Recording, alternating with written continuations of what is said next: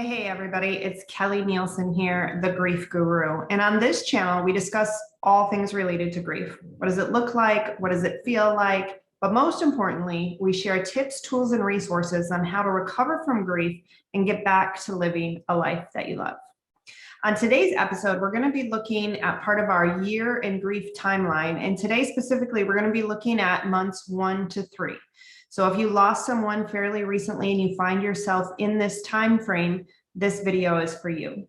Certainly subscribe to our channel and like so that you can get other videos related to grief and loss. But let's dive into today's topic. For a lot of people, let me just warn you up front, for a lot of people, this time frame of the 1 to 3 months is some of the most painful that people experience. Because in most cases, the shock and the newness and the overwhelming love and support from people around you has most likely kind of gone away by this point. Most people have gone back to their lives and moved on with their lives, and you now are faced with trying to go forward in your life without this person. It can feel incredibly heavy. It can feel really daunting. You may have some financial or legal issues that you're still trying to wrap up, and sometimes those things can feel unending. So some tips for navigating this season. First of all, I just want to encourage you, and you've probably already realized that this is a marathon. This is not a sprint. This is going to be something that you're contending with for several more weeks or months. And so to just set your expectation that you're going to lean into this process and you're going to need a game plan for long-term recovery. Hopefully you're able to find through this channel, through online groups or local support in your community, but do kind of an inventory of your support system and make sure that you have adequate support surrounding you.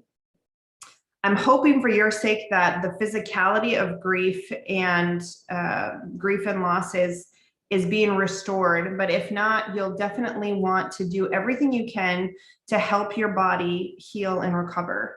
Implementing as much structure as possible, and especially around your nighttime routine, is going to work wonders for you in terms of restoring stability in your thinking and in your physical body. This is also a great time to just kind of do an inventory, check in with yourself. And I encourage you to check in with yourself regularly, monthly, if not weekly, checking in on the different areas of your life, physically, emotionally, financially, socially, to do a check-in and just gauge how you're doing, because you are in a recovery process and it is going to take a minute for you to recover. And your needs, you'll find, may change over the next few months or even up to a year. You may find that your perspective has drastically already changed. You may be questioning if the workplace that you're in or the position that you're in is right for you. You may be questioning housing issues. You may be looking at a move. There's so many things that potentially are in the air for you right now. So I just encourage you to take your time, give yourself patience and grace, and to do very regular check-ins with yourself to set yourself up for success. I do want to remind you and encourage you that this will not last forever. This is just a season. And even the fact that you're where you're at, you are already farther down the road than when you started. So I hope that that is a source of encouragement for you, knowing that every week, every month that goes by, you're that much farther down this road. And especially if you're being intentional to implement daily or weekly activities that involve working through grief and mourning the loss that you experienced, you're going to find that your healing and your recovery is going to move faster and faster. There is definitely an acceleration that can happen.